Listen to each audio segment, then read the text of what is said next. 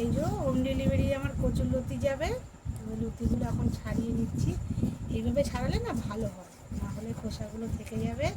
বেশ সুন্দর করে ছাড়িয়ে নিতে হবে। আমি এখন ছাড়িয়েছি, যখন পিস করবো বটিতে করে তখন আবার একবার দেখাবো। কেটে নিচ্ছি, ছাড়ানো হয়ে গেছে আমার। এবার যতটা নিজের মতন করে এতটা সাইজ বড় বড় হিসাবে কেটে নিচ্ছি। এই যে সব কেটে কেটে ছাড়িয়ে নিলে বেশ সুন্দর হয়। আগে ছাড়িয়ে নিয়েছি, এবার আমি পিস পিস করে কেটে নিচ্ছি। রান্না করব কচুরলতি দিয়ে চিংড়ি মাছ, ঠিক আছে? জোরে বলতে হবে, একটু আস্তে হয়ে যায় আমার গলাটা, অনেকে শুনতে পায় না। তো আগে আমি রসুনগুলো ভেজে নিলাম। রসুনটা আগে দিয়ে এই জন্য যে রসুনটা একটু কাঁচা কাঁচা থেকে গেলে ভালো লাগে না। রসুনটা ভাজা ভাজা করতে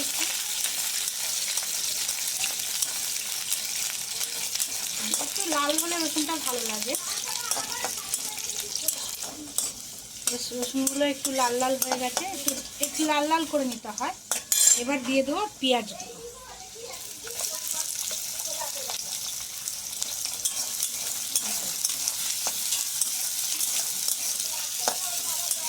আমি খুব বেশি করে ভাজি না, একটু অল্প একটু ভাজা হলেই হয়ে যায়। বেশি করে ভাজলে বেশ কেমন যেন একটু লাগে, এই জন্য একটু ভাজা ভাজা করে নিলাম।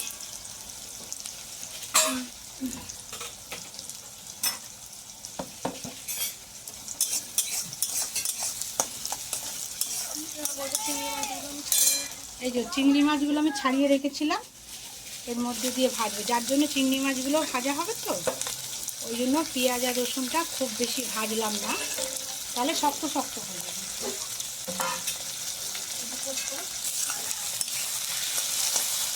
এবার এই তিনটেকে আমি সুন্দর করে ভেজে নেব।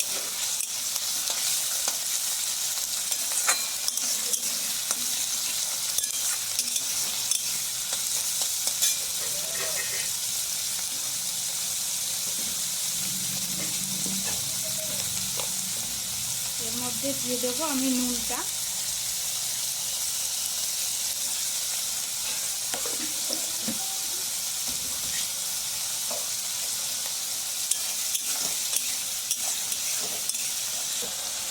ঠিক আছে, একটু হলুদ দেবো, একটু হলুদের গুঁড়ো দিয়ে নুন হলুদ দিয়ে চিংড়ি মাছটাকে ভালো করে ভাজলাম।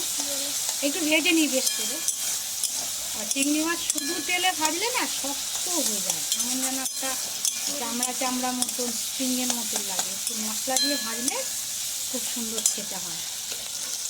এবার লঙ্কা বাটা, একটু লঙ্কা বাটা দিলাম। একটু লতি দিয়ে করবো, একটু ঝাল ঝাল হলে খুব ভালো হয়।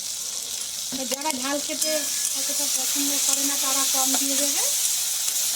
একটু ঝাল দিলে লতিটা দিয়ে ঝাল হলে খুব ভালো হয় খেতে। এবার আমি জিরে বাটা দেবো, জিরে বাটাতে দেবো। আমি বেশিরভাগ বাটা মশলা দিয়েই রান্না করি, গুঁড়োটা খুব একটা দিই না, মাঝে মধ্যে দিতে হয় কিছু তরকারিতে। এবার এটাকে ভালো করে কষিয়ে নেব খুব সুন্দর করে।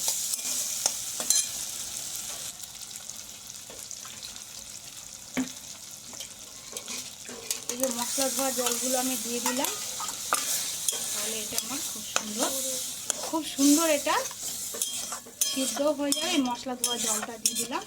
এটা এবার কিছুক্ষণ হতে থাক, যাতে সিদ্ধ হয়ে থাকে, কিছুক্ষণ হতে দিতে হবে, ব্যাস।